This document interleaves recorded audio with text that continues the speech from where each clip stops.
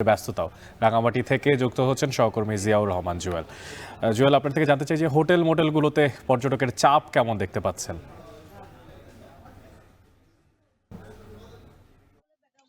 অনেক আপনি জানেন যে সারা বছরই রাঙামাটিতে পর্যটকের মুখর থাকে। বিশেষ করে পাহাড়ি উঁচু-নিচু আঁকাবাঁকা যে রাস্তা, একই সঙ্গে দিগন্ত বিস্তৃত যে সবুজ আর দক্ষিণ-পূর্ব এশিয়ার সবচেয়ে বড় যে কাপ্তাই হ্রদের যে নীল জলরাশি রয়েছে সেখানে নৌ ভ্রমণের যে সুযোগ সেটি আসলে প্রকৃতিপ্রেমীরা নিতে চান।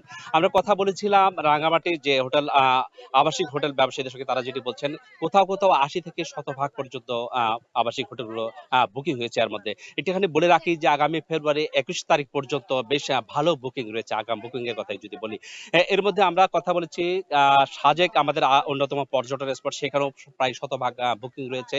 রাঙামাটি শহর এবং কাপ্তাই এই ৩ টি পর্যটন কেন্দ্রে আ অ বিপুল সংখ্যক পর্যটকদের উপস্থিতি আমরা জানতে পেরেছি।